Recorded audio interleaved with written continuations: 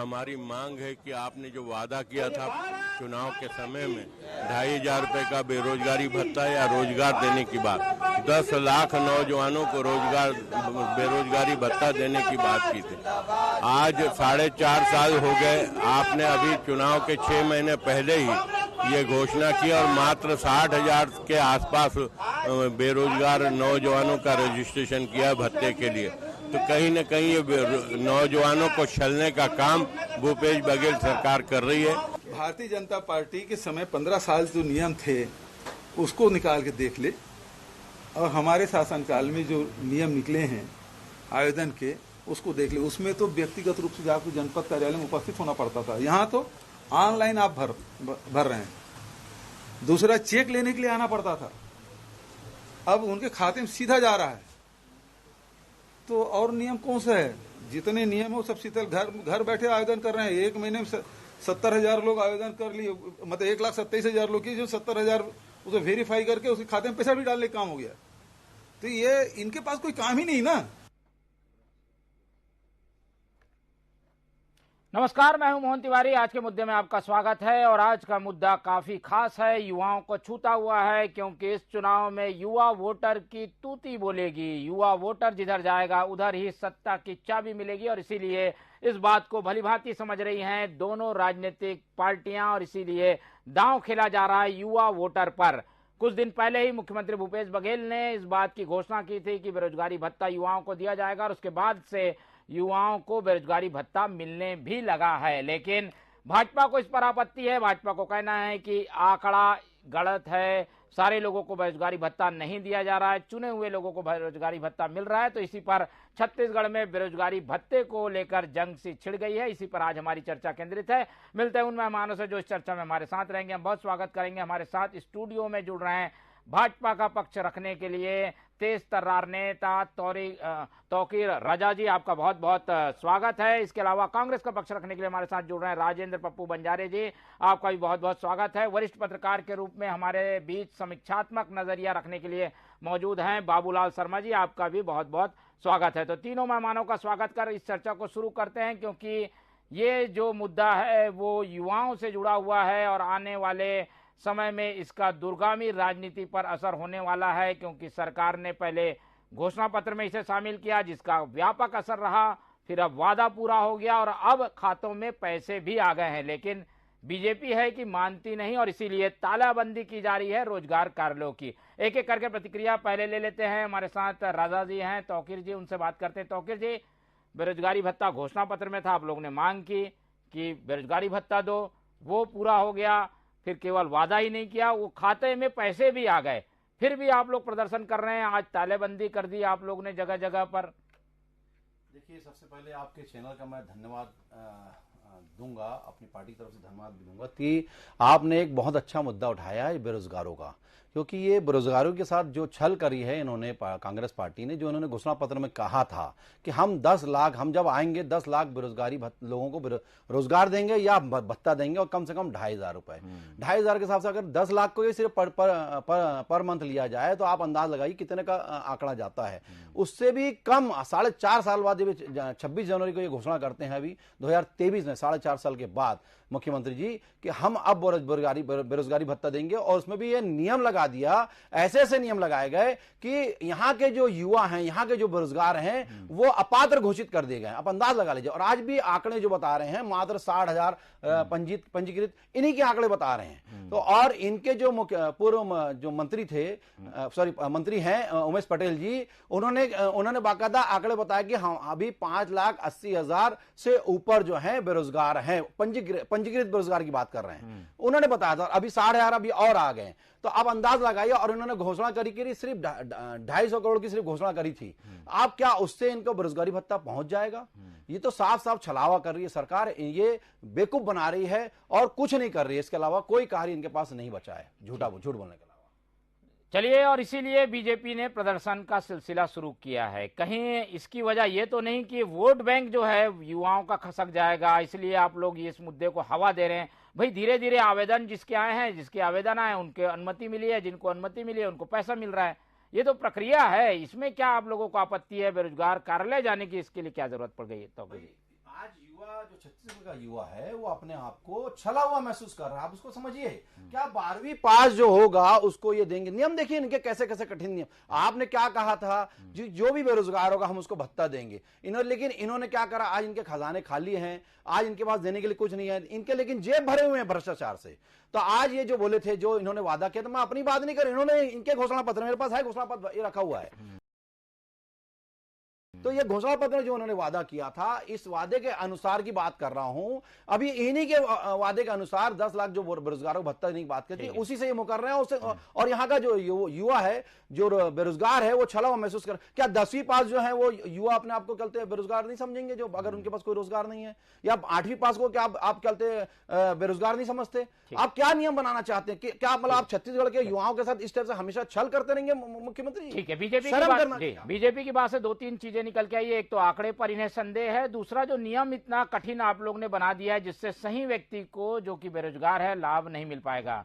राजेंद्र जी, इन दोनों चीजों को आप लोग ठीक नहीं करेंगे और कुछ लोगों को दे देंगे और कहेंगे कि पूरे प्रदेश में वाहवाही हो जाए, ये तो गलत है। इन दोनों बातों पर क्या जवाब है आपका? देखिए तिवारी जी, मैं स्पष्ट करना चाहूंगा कि हमारे कांग्रेस के घोषणा पत्र में ये था ही नहीं। ये भारतीय जनता पार्टी सफेद झूठ बोलने का काम करती। देखिए उसमें कहीं पर भी नहीं लिखा, कहीं घोषणा पत्र बेरोजगार का भी है, आप सब इसमें है। देखिए पूरा सब में है, शराबबंदी। अरे नहीं, आपने बोला तो मैंने बताया, घोषणा पत्र है मेरे पास। राजा जी प्लीज, ठीक है, आप देखेंगे इसको, आप अपनी बारी आएगी तो दिखाइएगा। निवेदन है तिवारी जी, ये सफेद झूठ बोलने का काम कर रहे हैं। हमारा माननीय मुख्यमंत्री जी जो है संवेदनशील है, युवाओं के प्रति उनकी संवेदनशीलता बनी हुई है, और उन्होंने अतिरिक्त ये है जो लाभ देने के लिए हमारे छत्तीसगढ़ के बेरोजगारों को लाभ देने के लिए बेरोजगारी भत्ता देने का ऐलान किया है। एक तरफ इन्हीं लोग आंदोलन करते हैं, घोषणा से पहले, जब देने की बात के पहले इन्हीं लोग आंदोलन किए कि बेरोजगारी भत्ता दिया जाए। अब जब दे रहे हैं तो इसके पेट में दर्द क्यों हो रहा है? और रहा सवाल क्राइटेरिया की, एक पात्रता की एक मापदंड होती है, हर चीज की एक मापदंड होती है। उस मापदंड में खरे जो उतरेंगे, हम लगातार आवेदन ले रहे हैं, जो पात्र होते जाएंगे हम देते जाएंगे, चाहे उसमें 2 लाख हो चाहे 5 लाख हो, इसमें नहीं कोई बात नहीं है। भारतीय जनता पार्टी जब अपनी सरकार थी तो 300 रुपये भत्ता इन लोग देते थे, और लंबे चौड़े उनको चक्कर कराते थे, कार्यालय की जनपद पंचायत की चक्कर लगवाते थे, आपका नगर निगम के चक्कर लगवाते थे, और चक्कर लगा लगा के बेरोजगार युवा थक जाता था वो 300 के जो है बेरोजगारी भत्ता लेने के लिए। कथनी और करनी में अंतर भारतीय जनता पार्टी से सीखे। इन लोग कहते कुछ और करते कुछ है। हमारी सरकार जो है एडिशनल हमारे युवाओं के प्रति उन्होंने सोच रखी हुई है कि कैसे हम लोग जो है युवा को बेरोजगारी भत्ता देंगे, जिसकी नौकरी नहीं लग रही है, जो बेरोजगार बैठे हैं। और भारतीय जनता पार्टी 2 करोड़ लोगों को रोजगार देंगे करके वादा करके 2004 से आज देख लीजिए, 2014 से लेकर आज देख लीजिए, इन्होंने 2 करोड़ लोगों को रोजगार देने का वादा इन्होंने पूरा नहीं किया। और ये बात करते हैं, गलत आंकड़े पेश मत करिए पप्पू भाई। देखिए चलिए, अब जवाब सुन लीजिए। जवाब आपके घोषणा पत्र में है, आपने घोषणा पत्र को खुद पूरा नहीं करे। आप बंजारी जी आपकी कर रहे हैं, और आपकी ये बता देना, पब्लिक देख रही है, छत्तीसगढ़ की जनता देख रही है, और छत्तीसगढ़ की जनता ही आपको सबक दिखाएगी। युवा जब सबक सिखाएगा, युवा का आप लोगों ने पैसा खाया है, ये बोलिए, मानिए आपके मुख्यमंत्री जी ने खाया है। अरे आपने जब वादा किया था कि हम बेरोजगारी भत्ता देंगे 10 लाख युवा को, क्यों नहीं दिया उन्होंने? अरे घोषणा, आज सफेद झूठ बोल रहे हैं ना, आपको युवा बताएगा, एक युवा बताएगा, हम तो बोल ही रहे हैं, साथ ही साथ ये चैनल भी बता रहा है आपको, इस इतने बड़े मुद्दे को उठाया है, आप इसको समझने की कोशिश करिए। अरे आप क्या मजाक कर रहे हैं? आपके आंकड़े, अरे आपके उमेश पटेल जी ने, आपके वर्तमान मंत्री है, जवाब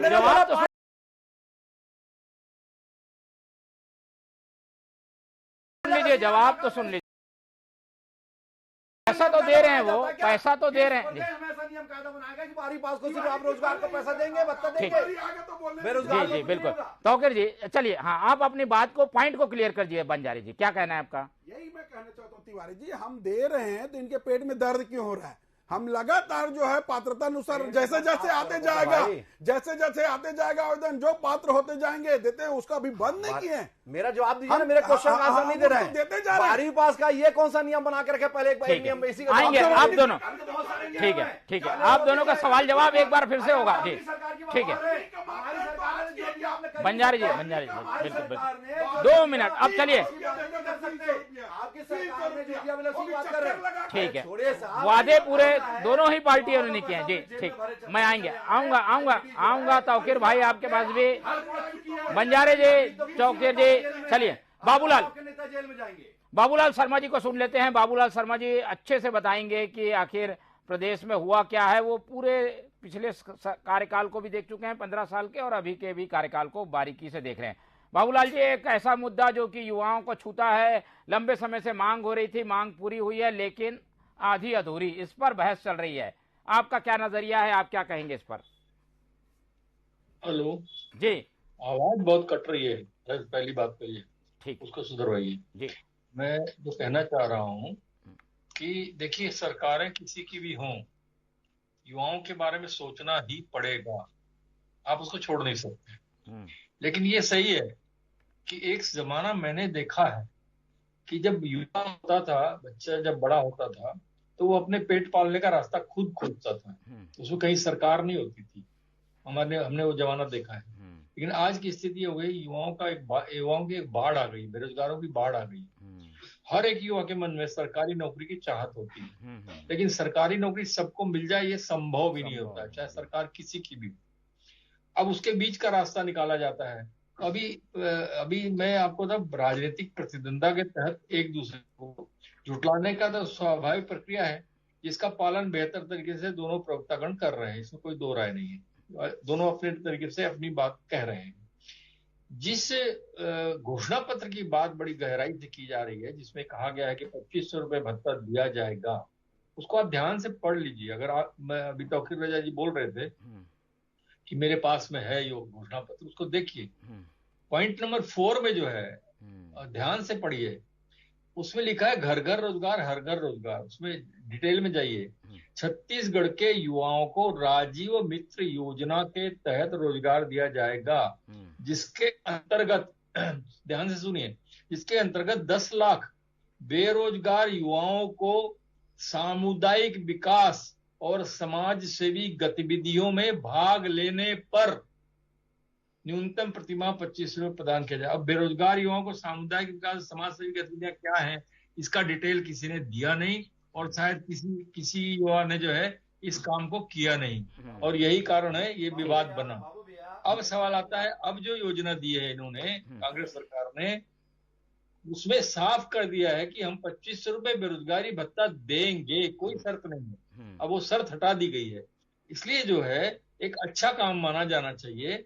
और ये तो एक सहयोग है, कोई 2500 रुपए से किसी का जीवन यापन का जरिया नहीं बन सकता, ये तो आप भी जानते हैं, सब जानते हैं। अब सवाल आता है कि उसको सही तरीके से सही बेरोजगारों के पास में, युवाओं के पास में पहुंच जाए पैसा। सरकारी काम में निश्चित रूप से ऊपर नीचे होता है और आलोचना का विषय भी बनता है। हर योजना में कहीं ना कहीं थोड़ी सी लूप रहती है, इसको मैं भी मानता हूँ, आप भी मानेंगे, आप पत्रकार हैं, आप उसको देखते रहते हैं। हर सरकार में लूप जरूर रहेगी, कहीं ना कहीं सिस्टम जो है उसमें गड़बड़ियां करता है, बहुत सारी बातें आती है, कई लोगों के नाम छोड़ देते हैं, कई लोगों का अपने व्यक्तिगत हित के हिसाब से सोचा जाता है। तो ये सारी चीजें तो इसमें भी दिखेगी, ऐसी कोई बात नहीं है। लेकिन जहां तक सवाल है आंकड़ों का, तो आंकड़े जो है, सही आंकड़े जो है, मेरे ख्याल से किसी सरकार के पास में नहीं है कि बेरोजगार युवा वास्तव में है कितने। यहाँ 10 लाख कह दिया, कहीं कहीं मैंने कई बयान सुने विधानसभा। तौकीर जी जवाब। पटेल जी ने बाकायदा क्वेश्चन का आंसर विधानसभा में दिया था, 5,80,000 ये उनके आंकड़े बता रहे हैं, 60,000 अभी के हैं। ठीक है, अगर उनको दोनों को जोड़ लिया जाए तो 6,40,000 तो ऐसे ही आंकड़े पेश होते हैं। दूसरी चीज देखिए, अभी पप्पू भाई बंजारे ने बोला थोड़ी देर पहले कि घोषणा पत्र में ऐसा कोई वादा 10 लाख बेरोजगारों का दिया नहीं गया था। ये बेरोजगार का मैंने देखिए, अभी बाबूलाल जी ने भी कहा, मैंने वही बात कही, 10 लाख बाकायदा उन्होंने बोला था कि हम बेरोजगारों को रोजगार देंगे। ठीक है, वो क्या क्या योजना के अंतर्गत देंगे, क्या नहीं देंगे, अलग बात है। लेकिन आप ये बेरोजगारों किस टाइप का बेरोजगार बना रहे हैं, आप उसको समझिए, आप उसको समझिए। आपने ऐसे नियम बना दिए कि 2.5 लाख जिनके घर की इनकम है, हम उसको बेरोजगार नहीं मानते। ये कौन सा नियम आपने बना दिया? बेरोजगार जो है उसको बेरोजगार मानिए ना, देना दे, जब उसको नौकरी लगेगी, जब उसको कहीं काम मिलेगा। वो भी देखिए खुददार होता है, हर युवा खुददार होता है, वो बेवजह किसी के साथ बैठ के किसी का फोकट फ्री का खाना कोई नहीं चाहता, तो उनको देना चाहिए था। ये कौन सा नियम आपने बना दिया? नहीं देंगे, नहीं, लेकिन मिल रहा है। ये इसको कोई नहीं देना नहीं कहता, आप नहीं देना चाहते, आपकी इच्छा शक्ति है नहीं, देने की इच्छा शक्ति नहीं है। आपने जो वादा किया था वो नहीं दिया। अगर 10 लाख के हिसाब से, इन्हीं के आंकड़े के हिसाब से लिया जाए, जैसा अभी बाबू भैया ने कहा कि सही ढंग से किसी के पास आंकड़े नहीं है, सही ढंग से आंकड़े नहीं है, तो इन्हीं के आंकड़े, सरकारी आंकड़े आज 6,40,000 दिखा रहे हैं, 6,40,000 दिखा रहे हैं, 10 लाख इन्होंने खुद बोला था। तो अगर इन सब के हिसाब से अगर देखा जाए तो कहीं ना कहीं इनको देना चाहिए, उस आंकड़े के हिसाब से भी देना चाहिए। उस आंकड़े के हिसाब से इन्होंने बजट देते 250 करोड़ रुपए, जब 250 करोड़ के हिसाब से कहां से हो जाएगा बताइए। 10 लाख के अगर हिसाब से इस पुराना लिया जाए, 4.5 साल का 12,500 करोड़ रुपए होता है, वो कहां गया पैसा, वो क्यों नहीं निकाला गया? आप 250 करोड़ का बजट क्यों पेश करते हैं? ठीक है, ये आंकड़े क्यों पेश नहीं करते? बंजारे जी इन सब बातों का, ठीक है, बंजारे जी इन सब बातों का जवाब देंगे। और इसमें शायद ये रोशनी में इसे देखने की जरूरत है कि बेरोजगारी इधर छत्तीसगढ़ में सबसे कम हो गई इस पिछले 3-4 सालों में। बंजारे जी, आंकड़े सही नहीं है और आप लोग ने वादा किया था उतने लोगों को क्यों नहीं दे रहे, ये कहना है भाजपा का। देखिए तिवारी जी, आंकड़े जो है पंजीकृत रोजगार अलग, रोजगार का अलग जो पंजीयन होता है, लेकिन क्राइटेरिया, मापदंड जो तय करते हैं, मापदंड तय होता है, उसमें 2 साल का जो पंजीकृत होना चाहिए, तो ये मापदंड के आधार पर मिल रहा है। क्यों? देखिए, आपने ये वादा नहीं किया था कि हम वादे में ये नियम बनाएंगे। वादे में इस पर बाबूलाल भैया ने बाबूलाल भैया ने बता दिया, इसमें लिखा है, हम भी पढ़ रहे हैं। तो आपने जो वादा किया था पहले उसी वादे के हिसाब से आपने करना था, नहीं करे।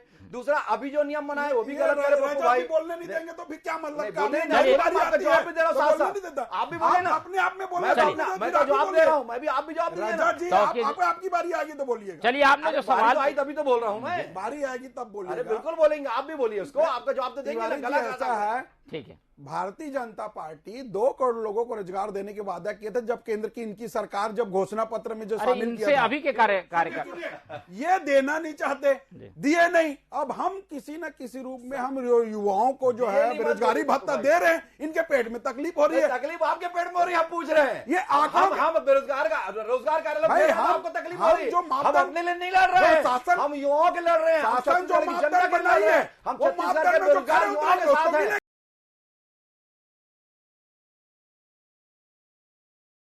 आज मापदंड ऐसा कोई नहीं।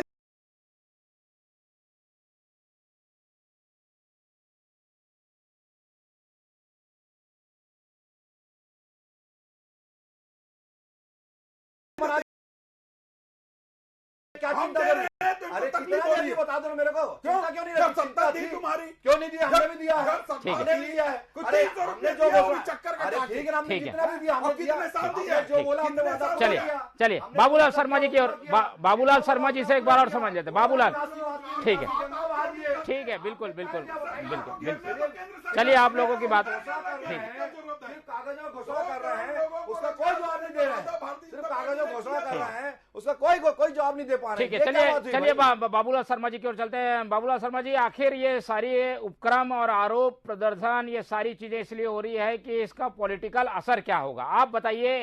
भाजपा अपने स्तर पर आंदोलन कर रही है, कांग्रेस इसे एक बड़ी उपलब्धि बता रही है, क्या पॉलिटिकल माइलेज किसी को मिलता दिख रहा है या इसका राजनीति में क्या असर होता दिख रहा है दोनों पक्षों के द्वारा किए गए प्रदर्शन से? देखिए, दोनों दल अपने अपने एजेंडे पर काम कर रहे हैं, जनता के सामने अपनी अपनी बात रख रहे हैं, दोनों प्रवक्ता अपनी अपनी बातों को बड़े अच्छे से रख रहे हैं। भारतीय जनता पार्टी का पक्ष जो है तौकीर रजा रख रहे हैं, राजेंद्र बंजारे जी अपने पक्ष को रख रहे हैं, सत्ता पक्ष को। अब जनता सुन रही है, आप डिबेट करा रहे हैं, जनता सुन रही है। जो जनता सुन रही है वो क्या समझ रही है, ये सबसे महत्वपूर्ण है। क्या जनता को ये समझ में आ जाएगा कि वाकई में बेरोजगार भत्ता बराबर बंटने लगा है, बराबर लोगों को मिलने लगा है? निश्चित रूप से जिसको मिला होगा वो तो बोलेगा बिल्कुल ठीक तो है, बढ़ तो रहा है। लेकिन जिसको नहीं मिल रहा होगा वो भी देखेगा अपने ढंग से कि मैं छूट गया हूं, कहीं ना कहीं वो अपना प्रयास करेगा। आपके जो डिबेट का सार्थकता तभी होगी। निश्चित रूप से ये फैसला जनता पे छोड़ दीजिए कि कांग्रेस सरकार अच्छा कर रही है या भारतीय जनता पार्टी जो कर रही है वो सच है। जनता किसकी बात को सच मानती है, ये सबसे महत्वपूर्ण है। आप फैसला उस पर छोड़ दीजिए, वो अपना फैसला करेगी। जनता का क्या है, आजकल दृष्टिकोण बहुत बदल गया है। जनता ये देखती है कि मेरे पास तक कौन पहुंच रहा है, मेरे पॉकेट में पैसा कौन पहुंचा रहा है, या मेरे को जो पैसा मिल रहा है उस पर बातें कौन कर रहा है। सिर्फ बयानबाजी तो नहीं हो रही है, ये दोनों पक्षों को आंकता है। जो जनता होती है वो आंकती है। लेकिन एक बड़े वर्ग के लोग छूट गए हैं, इस पर बहस हो रही है कि कुछ लोगों को मिल रहा है, बाकी लोग को नहीं मिल रहा है, तो इससे कहीं भावना तो नहीं आ जाएगी उनको मिल रहा है इसलिए नाराजगी भी पनपती है? मोहन जी, ऐसे मामलों में इस बात पे नाराजगी भी होती है कि कुछ लोगों को मिल रहा है, बाकी लोगों को नहीं मिल रहा है। पात्र कई हैं पर मिल कुछ सीमित लोगों को रहा है। आवाज आपकी ठीक है। हेलो। बाबूलाल जी, मेरी आवाज मिल पा रही है आपको? हाँ, अभी मिली। ठीक है। मैं ये भी जानना चाह रहा था कि कुछ लोगों को भत्ता दिया जाता है तो इसका फायदा के बजाय नुकसान ज्यादा होता है, क्योंकि एक बड़ा वर्ग जो कि पात्र है उसको लगता है उसे नहीं मिल रहा है, वो नाराजगी पनपती है। कहीं ऐसा तो नहीं होगा इस मामले में? मैंने तो कह दिया ना, आप अपनी अपनी बात कहिए डिबेट के माध्यम से। दोनों पक्ष अपनी अपनी बात बहुत तरीके से अच्छे से रख रहे हैं, अपना पक्ष रख रहे हैं, जनता सुन रही है, या जिनको मिल रहा है वो खुश हो रहे हैं, सरकार से खुश हो रहे हैं कि नहीं, नाराज हो रहे हैं कि नहीं, जनता पे छोड़ दीजिए ना। ये हम लोग कहाँ निर्णय कर पाएंगे इसका। ठीक है बात। भारतीय जनता पार्टी कहेगी कि बिल्कुल इनको नुकसान होगा, और कांग्रेस कहेगी हमको फायदा होगा। हम तो इसको जनता पे छोड़ेंगे ना, जनता जैसा चाहेगी वैसा देख रही है। जो सच होगा वो सच मान लेगी, जो झूठ होगा उसको झूठ मानेगी। अगर भाजपा कह रही कि नहीं मिल रहा किसी को भी और मिल रहा होगा तो जनता अपना जवाब दे देगी। और अगर मान लीजिए सत्ताधारी कह रहे हैं कि मिल रहा है और नहीं मिल रहा होगा तो सत्ता को जवाब मिल जाएगा। इसमें कहीं किसी के हमारे तरफ से तो कुछ कहा ही नहीं जा सकता ना। ठीक है, बिल्कुल सही विश्लेषण करते हुए बाबूलाल शर्मा जी ने बताया कि दोनों ओर से दावे किए जा रहे हैं, लेकिन दावों में सच्चाई का फैसला जनता को करना है। एक एक करके फिर से प्रतिक्रिया ले लेते हैं। तौकीर जी से मैं समझ लेता हूं। तौकीर जी, एक वर्ग चाहता था कि उसे बेरोजगारी भत्ता मिले, और बेरोजगारी भत्ता कोई स्थायी नहीं है। अगर व्यक्ति बेरोजगारी भत्ता पा रहा है, उसको नौकरी मिल जाती है तो वो हट जाएगा, नए लोग को मिलेगा। तो ये कोई स्थायी प्रक्रिया नहीं है कि उसकी तनख्वाह बन गई और वो बेरोजगारी भत्ता पाने के लिए पात्र हो गया। ऐसे में एक बड़े वर्ग को सरकार ने संतुष्ट तो किया जिनको नौकरी नहीं मिली है। आप लोग इस पे प्रदर्शन करके क्या हासिल करना चाहते हैं? कोई पॉलिटिकल लाभ लेने की कोशिश तो नहीं है बीजेपी के इस प्रदर्शन में? नहीं, देखिए, पॉलिटिकल लाभ का मैटर कहीं से नहीं आता। जब भी कोई प्रदर्शन राजनीतिक पार्टियां करती तो इस टाइप से बातें उठती हैं, और आप भी वही बातें उठा रहे हैं। और विरोधी पार्टी तो सबसे पहले ये बोलेगी कोई भी काम होगा तो हमेशा वो यही बोलती कि राजनीतिक चीजें की जा रही हैं। ऐसा नहीं है। देखिए, मैं आपको फिर से बोलूंगा कि 12वीं पास का जो आंकड़ा इन्होंने जो नियम बनाया है वो 12वीं पास के हिसाब से 11वीं पास वाला क्या हुआ या 11वीं फेल वाला क्या हुआ, 10वीं पास या 10वीं फेल वाला क्या हुआ, 9वीं पास या 9वीं पास, मतलब 8वीं या 5वीं के बाद जो बच्चे नहीं पढ़ पाते वो तो बेरोजगार हुए ना। उनको रोजगार कौन देगा? उसके रोजगार की बात आप नहीं करते। आप बात कर रहे हैं कि हम 10 लाख, मैं फिर से वही बोल रहा हूं, 10 लाख के आंकड़े आपने पेश किया। आज 20 लाख, मेरी बात सुन ली, 20 लाख से ऊपर के जो युवा हैं वो बेरोजगार बैठे हैं, उनके पास काम नहीं है। तो आपने बात किया था रोजगार देने का। अरे कम से कम रोजगार दे दो ना भाई, आप बेरोजगारी भत्ता मत दो।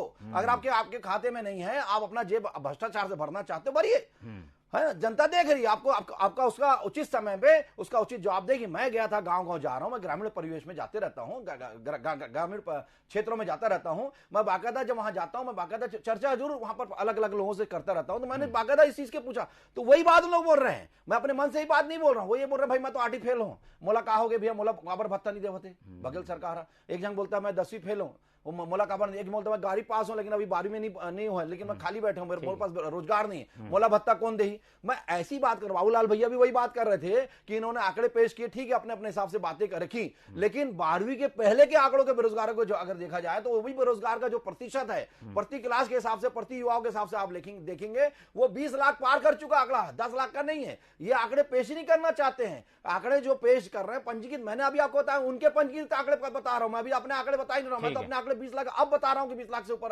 अपंजीकृत जो अपना ये पंजीकृत रोजगार कार्यालय में है, रोजगार कार्यालय के साथ साथ पंजीकृत और अपंजीकृत दोनों जो बेरोजगार हैं उनके आंकड़े 20 लाख से ऊपर हो चुके हैं। नहीं, पर क्या उनका भत्ते की क्या होगा? ठीक है, लेकिन ये बात भी आती है कि रोजगार कार्यालय में आदमी पंजीयन करा लेता है, उसे कहीं नौकरी भी मिल जाती है तो वो बताता नहीं है जाके रोजगार कार्यालय में कि मेरा पंजीयन अब खत्म करो, इसलिए ये संख्या बढ़ गई है। ऐसी देखिए क्या होता है, बताते नहीं है, पता चल जाता है, उसके एक लिमिट होती है, उसकी एक प्रक्रिया होती है, इतने समय तक, इतने वर्ष तक आपका रहेगा, नहीं तो फिर वो रद्द हो जाएगी। तो बाकायदा वो रद्द भी हो जाता है। लेकिन यहाँ तो रद्द हुआ नहीं, वो उस आंकड़े की बात मैं कर रहा हूँ। और उसके अलावा जो बेरोजगार बच्चे, नए बच्चे जो है आ गए, नए युवा आ रहे हैं, वो बेरोजगार बैठे हैं। बड़ा आंकड़ा दे रहे हैं तौकीर जी, बड़ा आंकड़ा दे रहे हैं, 20 लाख लोगों को मिलना था लेकिन नहीं मिला, 20 लाख लोग बेरोजगार हैं। बताइए बंजारे जी, आप क्या कहेंगे? तिवारी जी, जब ये सत्ता में रहते हैं तो कुछ करते नहीं है। अब हम करना चाह रहे हैं, हम दे रहे हैं तो इनके पेट में दर्द हो रहा है। केंद्र की सरकार देखिए, मैं फिर मेरे आप आएंगे मैं चुप आएंगे चाहता हूं। आएंगे आपके पास आएंगे। केंद्र की सरकार जब ये भारतीय जनता पार्टी कथनी और करनी मंत्र देख लिए, 2 करोड़ लोगों को 2014 से बोला था कि रोजगार देंगे। आज क्या स्थिति है? आज देश महंगाई से गुजर रही है, देश बेरोजगारी से गुजर रही है। इस पे एक भी बार बात करने की जरूरत नहीं, केंद्र सरकार नहीं कर रही है। राज्य सरकार देना चाह रही है। 5वीं 8वीं को स्किल डेवलपमेंट, कौशल विकास के लिए भेजा जा रहा है, जो और एक पात्रता तय करती है हर किसी भी योजना में, चाहे नौकरी की भर्ती हो। हम लगातार नौकरियां भर्ती कर रहे हैं, हम लगातार शिक्षक की भर्ती कर रहे हैं। इन्होंने बिल्कुल भर्ती, चलिए बता रहे भर्तियां कर रहे हैं, भर्तियां। तिवारी जी, ये इन्होंने बेड लगा के रखा था शिक्षक भर्ती में। तिवारी जी, हमने भर्तियां तो हो रही है, राजा जी बढ़ेंगे भर्तियां में बेड लगाने का काम इन्होंने किया था। अच्छा, कब लगाया? जो है भर्ती कर रहे हैं, गलत बात पेश कर रहे हैं, मनसा गलत बात पेश कर रहे हैं। जेब भ्रष्टाचारों से, भ्रष्टाचार जो है उससे अपना जेब भरे चले जा रहे हैं और कोई नहीं कर रहे हैं। इनका कोई इम्प्लीमेंट आप बता दीजिए, कोई भी योजना जो है ग्राउंड स्तर पर आज स्थिति क्या है आप बताइए मेरे को। अरे कभी 15 साल हमने जब राज किया तो बाकायदा विकास की गंगा बहाजी। अरे आज तो जाके देखिए, रोड जो ऐसे चमकती थी, डामर की रोड चमकती रोड थी, आपने एक रोड नहीं बनाई, धूलों का शहर बना दिया। जहां जाओ धूल उड़ रहा है, जहां जाओ धूल। अरे क्या बात करेंगे आप? अरे क्या बात करेंगे? अरे भ्रष्टाचारों से आप लोग जो है सिर्फ भ्रष्टाचार में जेब भर रहे हैं। एक एक करके चलिए, ठीक है, समय कम है जी, चलिए समय कम है। बाबूलाल जी मुस्कुरा रहे हैं, देखिए चलिए। अरे ऐसे व्यवहार से गलत मैसेज जाएगा जी। ठीक, बात आ गई, आप लोगों की बात आ गई, आप दोनों की बात बिल्कुल। चलिए बाबूलाल शर्मा जी से ले लेते हैं आखिरी कमेंट, बाबूलाल जी से ले लेते हैं जी। बिल्कुल चलिए, ठीक है तौकीर जी, आ गई आपकी बात आ गई। अरे आप लोगों ने बहुत अच्छी दलील दी, बहुत बढ़िया, बहुत ठीक है। चलिए बाबूलाल जी से ले लेते हैं कमेंट, आखिरी कमेंट। बाबूलाल जी को सुन लीजिए, जज साहब को सुन लीजिए आप। ठीक है, बिल्कुल ठीक है। ऐसे नहीं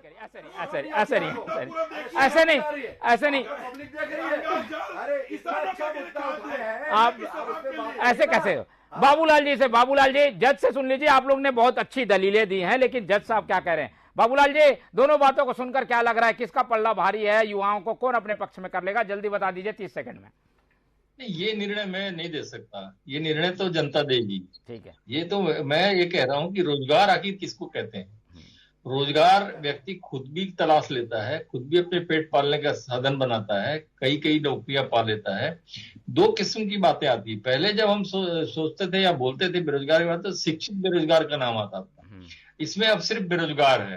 बेरोजगार में अल्प शिक्षित भी होते हैं, कम पढ़े लिखे भी होते हैं, बिना पढ़े लिखे भी होते हैं, जिसमें कुशल और अकुशल श्रेणी के लोग होते हैं। जो कुशल होते हैं वो अपनी कुशलता के आधार पर नौकरी काम पाते हैं अस्थायी रूप से। आप देखते हैं मिस्त्री है, कोई और मजदूर है, ये सारी श्रेणियां हैं। लोग सबको रोजगार मिल रहा है ऐसा माना जाता है, और कुछ दिन वो जब बैठ जाते हैं तो वो बेरोजगार हो जाते हैं। तो श्रेणियां बड़ी अलग अलग है। इसका ये काम बहुत कठिन है, लेकिन मैं ऐसा मान रहा हूं कि जो किया जा रहा है, पहले की सरकार ने भी कुछ किया था, ये सरकार भी कुछ प्रयास कर रही थी, तो इसको माना जाना चाहिए कि एक अच्छा प्रयास है, सद प्रयास है। अच्छे से वो हो, सबके पास पहुंचे, इसके प्रयास जो है मॉनिटरिंग के माध्यम से किए जा सकते हैं। और सूची बनाना ही अपने आप में बहुत कठिन काम है। तो निश्चित रूप से जो है जो भी प्रयास है ठीक माने जाने चाहिए, चाहे वो रमन सिंह के सरकार के समय में जो प्रयास हुए थे वो, आज जो प्रयास है वो भी निश्चित रूप से अच्छा प्रयास तो किए गए हैं। लेकिन विपक्ष का भी काम है कि वो इस पर पैनी निगाह रखे, और कहीं लूप होल दिखाई देते हैं तो उसे जनता के सामने लाए। शायद बीजेपी यही काम कर रही है, लेकिन ये जंग यही खत्म नहीं होगी। भत्ते को लेकर लगातार बीजेपी और कांग्रेस में इसी तरीके की बहस हमें देखने को मिल सकती है। समय कम है, इसलिए इस चर्चा को हम यही खत्म करेंगे। हमारे साथ बाबूलाल शर्मा जी जुड़े, आपका धन्यवाद। तौकीर रजा जी आपका धन्यवाद, और राजेंद्र बंजारी जी आपका धन्यवाद। तो तीनों मेहमानों का धन्यवाद कर एक ऐसी सियासी लड़ाई पर आज हमने चर्चा की जो कि कुछ हद तक युवाओं को फायदा तो दे रहा है, लेकिन इस पर जो खामियां हैं उसको लेकर विपक्ष भी कम नहीं है, उसने भी ताल ठोक कर मैदान में उतरने का मन बना लिया और इसीलिए बीजेपी का प्रदर्शन हमें देखने को मिला। फिलहाल इस चर्चा में इतना ही। आप लोग देखते रहिए TV 24। मुझे दीजिए इजाजत। नमस्कार।